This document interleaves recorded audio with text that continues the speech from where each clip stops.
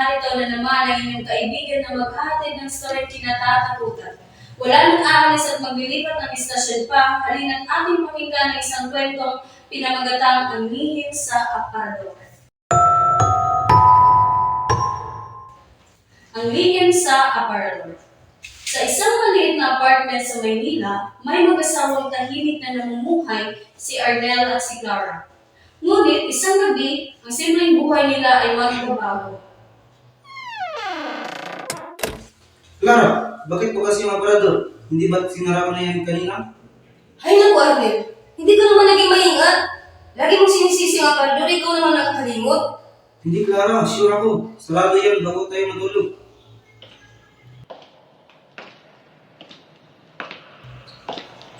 Baka hangin lang. Siguro.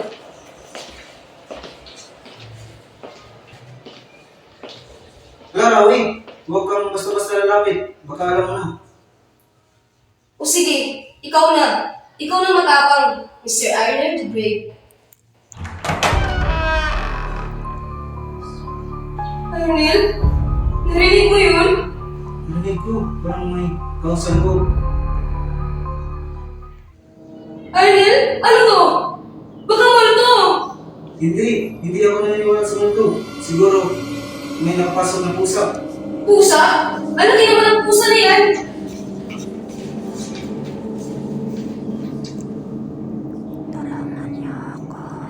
Arnel! May nagsasalita! Anong gagawin natin? Hindi ko alam. Tawagin mo nga si Mang Berting. Siya yung may alam sa bangka nito eh. Mga Berting, wala siyang load. Remember? Buksan mo na yan. Ikaw na. Hindi! Ikaw lalaki dito!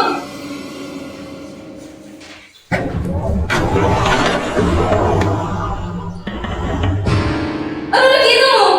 Ang electric fan na nakawan sa loob.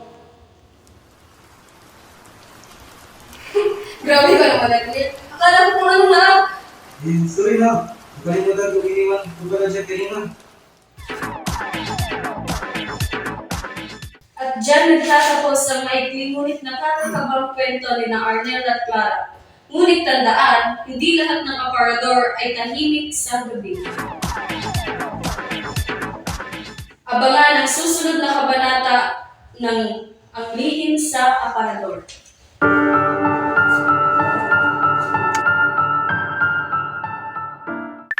Hello, Ate Jody? Oh, may lagnat ka raw. Opo, sakit rin ang ulo ko. Kaya lang, di naman tumalab yung gamot ko. Padalan kita ng Biogesic. Magaling sa sakit ng ulo't lagnat at iwas pa sa posibleng side effects. Oh, thanks po. Yan ang Biogesic. Jody Santa Maria po. Ingat! Unilab yan. Paracetamol is a generic name of Biogesic. If symptoms persist, consult your doctor. Kapag kintab ng sahig ang pag-uusapan, dito na tayo sa number 1. Star Wax Floor Wax. Kintab ay to the max. Tayo na't maglinis ng sahig, kuminding-kinding tayo mga misis. Kapag kintab ng pag-uusapan, dito na tayo sa number 1. Mag-Star Wax Wax, Star Wax Wax. Yan ang kintab na to the max, max, max. Star Wax ang number 1 floor wax. May waterproof formula. Buhusan man ng tubig, balikin tap ang sahig. Mag-Star Wax Wax, Star Wax Wax. Star Wax, di amoy gas. Star Wax ang number 1 kintab na to the max. Star Wax ang number 1 floor wax. Gawa ng ACS Manufacturing Corporation. ISO certified world-class quality. ACS. Santon Plus Herbal Capsule. Ang mga bukol-bukol, sarang tunawon, siskat tumor, Santon Herbal Capsule. Garantisado, Santon Herbal Capsule. Kagmay alivyo, Santon Herbal Capsule. Aprobado sa sayantipiko, inaendorso sa mga eksperto. Santon Herbal Capsule, ang kapsula na epektibo. Mag Santon Plus Herbal Capsule na. Sa mga millennials at young at heart, bagay na bagay sa inyo ang MX3 Plus. May CoQ10 at may L-carnitine. Sabayan pa ng workout at healthy diet. Kayang ma-achieve ang good health. Mag MX3 Plus araw-araw para M-Extraordinary. Mahalagang paalala, ang MX3 capsule ay hindi gamot at hindi dapat gamiting panggamot sa anumang uri ng sakit. Pag kailangan ng gamot, huwag mahihiyang magtanong. Kung may right med ba nito? May right med ba nito? Pag may kailangang gamot, huwag mahiyang magtanong. Kung may right med ba nito? Ang right med ay premium na gamot na kayang bilhin. Dahil gusto namin na gumaling kayo. Kung mawawala ka, hindi ko makakaya. Harapin Mag-Clusivol, pampanakan ng katawan sa abot kayang halaga. Para sa atin, bawal magkasakit. Clusivol. Multivitamins plus minerals is been generic name of Clusivol. If symptoms persist, consult your doctor.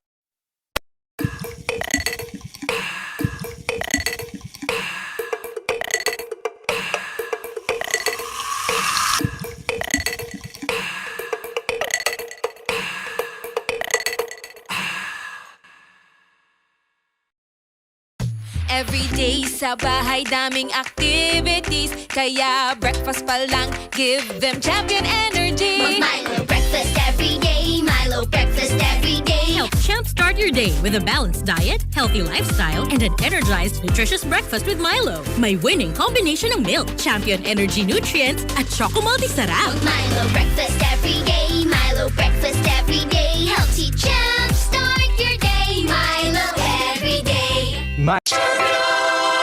Lower. Lower pa. Mas pinababa ang presyo kaysa dati. 475 pesos SRP na lang per 35 grams sachet ang linis at bango ng Champion Supra Clean. Balot! Abot kaya na, may sukli ka pa. Balot! Uy, sarap. Enjoy it while it's hot. Balot! Ay, napakadaling hanapin. Kahit dyan sa kanto, pwedeng bilhin. Kaya balot kayo dyan! Yan ang balot ng proteksyon. Trust Condoms, pang family planning na abot kamay at abot kaya para sa lahat. Mabibili sa drugstores, convenience stores, and selected groceries. Magandang araw mga karadyo! Welcome po sa ating bagong episode ng ating drama segment, Mga Kwentong Puno ng Damdamin. Ako po si BG Carl at sa araw na ito, isang espesyal na kwento ang ating babasahin mula sa isang listener na nais magbahagi ng kanyang matinding karanasan sa buhay. Kaya naman, huwag po kayong alis dahil siguradong ang kwento nito ay magbibigay aral at magpapainit ng iyong mga puso. Bago ang lahat, nais ko pong ipaalam na ang sulat nito ay pinadala ni Ana mula sa Cebu City. At ito po ang kanyang kwento. Dear Digicar at mga tagapakinig, magandang araw po sa inyong lahat.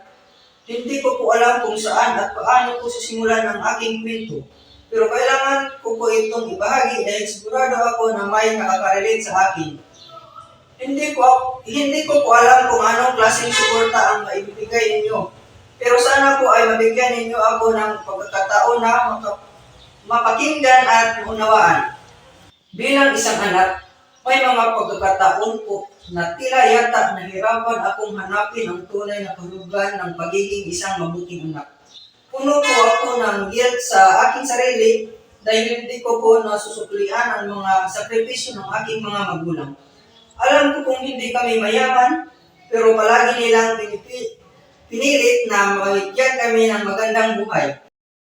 Hindi ko po yun nakita agad at sa mga pagkakataon na nararamdaman ko na kaya ko nang tumayo sa sarili kong mga paa. Hindi ko po sila naisip at yun po ang naging malaking pagkakamali ko. Siguro po dahil sa sobrang bata ko po at iniisip ko lang yung sarili ko, inisip ko lang yung mga pangarap ko, yung mga gusto kong mangyari sa buhay ko, at hindi ko naisip na may mga pangarap din sila para sa akin. At yun po yung nangyari, hindi ko po naisip na may mga tao rin umaasa sa akin.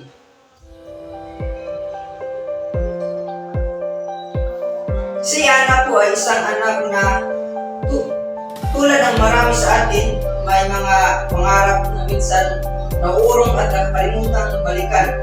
ang sakit ng pakiramdam kapag may mga pagkakataong hindi mo matupad ang tinaasahan sa iyong mga pamilya. Anak, nandyan ka ba? Ang tagal mo kasi hindi kumontak sa amin. Kumusta na? Ma, sorry po. Naging busy lang po sa trabaho. Hindi ko po kayo natawagan agad. O ganun ba? Sige lang anak, alam ko naman na marami kang ginagawa. Pero sana lang, kahit minsan nagparamdam ka, huwag mo kaming kalimutan. Gusto ko lang kasing malaman kung okay ka lang. Ma, sorry po talaga. Minsan kasi nahihirapan ako mag-balance eh. Pero gusto ko malaman mo na mahal kita. At hindi ko kayo makakalimutan. Anak, hindi mo kailangan mag-sorry. Basta't mahal ka namin. At nandyan kami lagi. Huwag mo kaming kalimutan na kami pa rin ang unang magmamahal sa'yo kahit anong mangyari. Matapos ang tawag na iyon, nagbabalik sa ating isipan ang hirap at saya ng isang anak na natututo pa lang ng balanse sa mundo ng pangarap at responsibilidad. Puno ng pagmamahal ang mga salita ng ina. At ipikita natin kahit malayo na, ang ugnayan ng pamilya ay hindi kailanman mawawala. Tulungan po natin si Ana na magpatuloy sa kanyang kwento. Bilang isang anak na hindi na nasuklian ang mga sakripisyo ng magulang, masakit po sa akin na kalimutan ko ang mga maliliit na bagay na ginawa nila sa akin. Mga simpleng pag-alaga, mga masasakit na salita na hindi ko nasagot, mga pagkakataon na masyado akong nakatuon sa aking sariling buhay.